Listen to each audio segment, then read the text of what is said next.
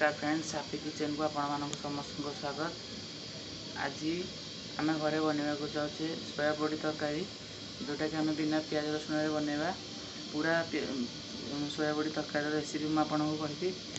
सोया बड़ी तरकारी बनवाई प्रथम गोटे कड़ाई किसी तेल गरम करवा।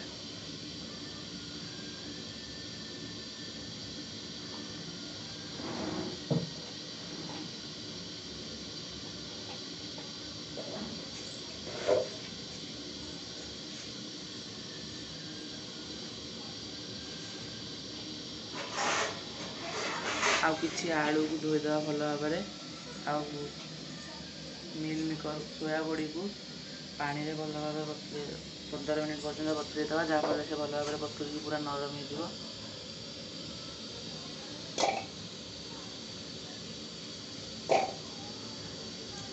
बर्तमान आम गरम तेल रे कटा आलू पकेवा।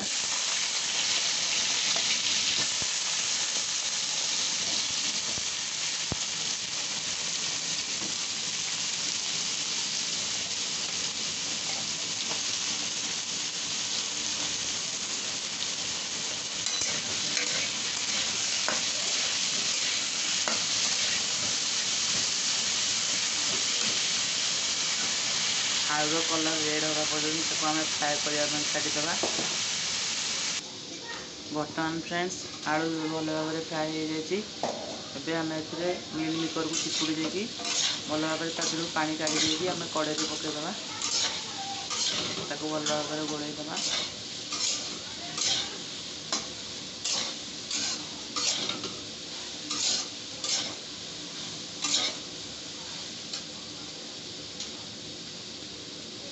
ताकू 5 ରୁ 7 मिनट पर्यंत छाड़ीदे।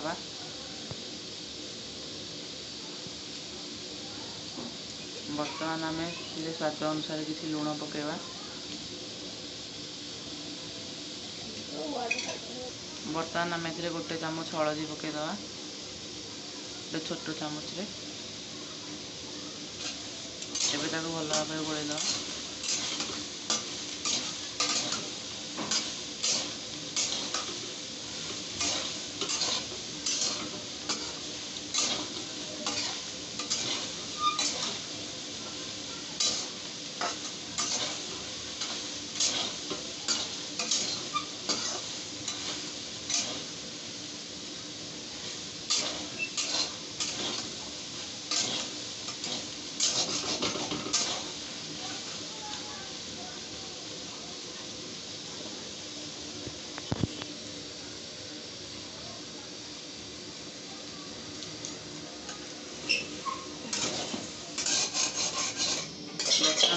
कड़े मिल सोया बड़ी को गोटे जगह काढ़ी आम मसला करवा।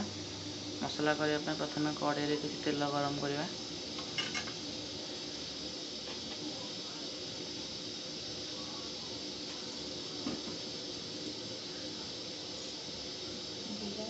देखो फ्रेंड्स मु गोटे मसला को पूर्व प्रस्तुत कर डालचीनी, गुजराती, टमाटो, अदा, कंचा लंका, जीरा पड़ी। एबे कड़े तेल गरम हो सारा पर बर्तमान आम गरम तेल गोटे तेजपत्र पकेवा। एबे पूर्व प्रस्तुत कर रखि मसला को से पकेवा।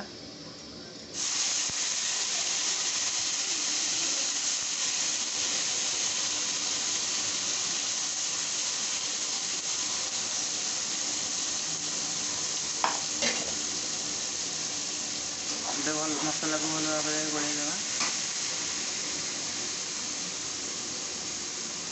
बर्तमान मसला रे किसी हलदी गुंड पकेवा, आधा चामच हलदी गुंड,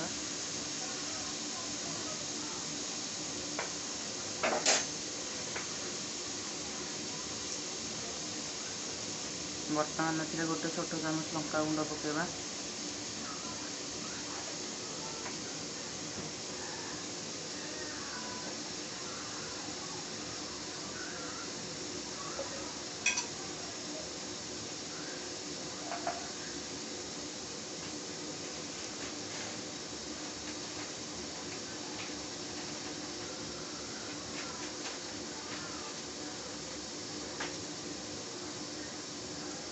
ଏବେ ମସଲାରେ 1 ଚାମଚ ଲୁଣ ପକାଇବା।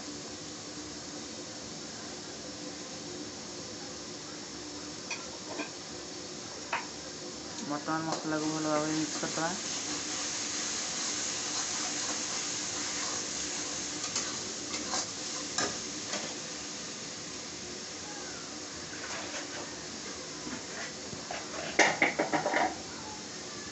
ବର୍ତ୍ତମାନ ଆମେ ମସଲାରେ କିଛି ପାଣି ଢାଳିବା।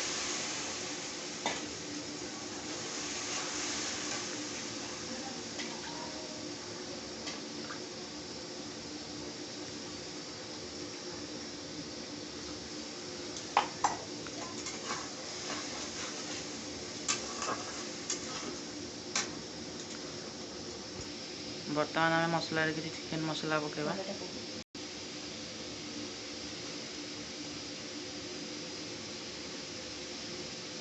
ଏବେ ମସଲାକୁ ଭଲ ଭାବରେ ମିକ୍ସ କରିଦେବା।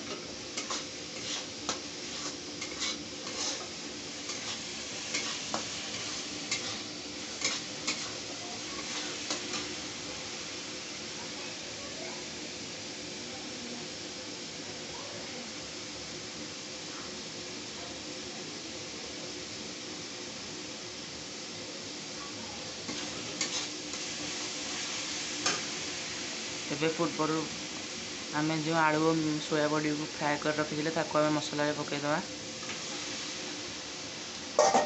ଓ ତାକୁ ଭଲ ଭାବରେ ଏକାଠି କରିଦେବା।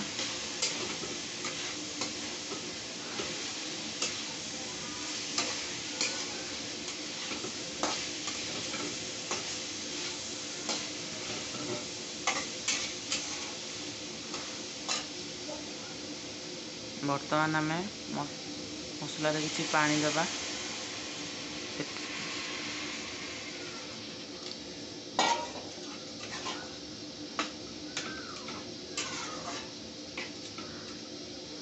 ଆଉ ପାଣିକୁ କିଛି ସମୟ ପର୍ଯ୍ୟନ୍ତ ଫୁଟିବାକୁ ଛାଡ଼ିଦେବା। ବର୍ତ୍ତମାନ ଆମେ ପାଣିକୁ କିଛି ସମୟ ଘୋଡ଼େଇବାକୁ ଛାଡ଼ିଦେବା 15ରୁ 20 ମିନିଟ୍ ପର୍ଯ୍ୟନ୍ତ। ଦେଖନ୍ତୁ ଫ୍ରେଣ୍ଡସ୍, 20 ମିନିଟ୍ ପରେ ଆମେ ଢାଙ୍କୁଣୀ କାଢ଼ି ଦେଇଛୁ। ବର୍ତ୍ତମାନ ତରକାରୀ ପ୍ରସ୍ତୁତ ହୋଇଯାଇଛି। ଏହାକୁ ଆପଣ ରୁଟି ସହିତ ପରସନ୍ତୁ।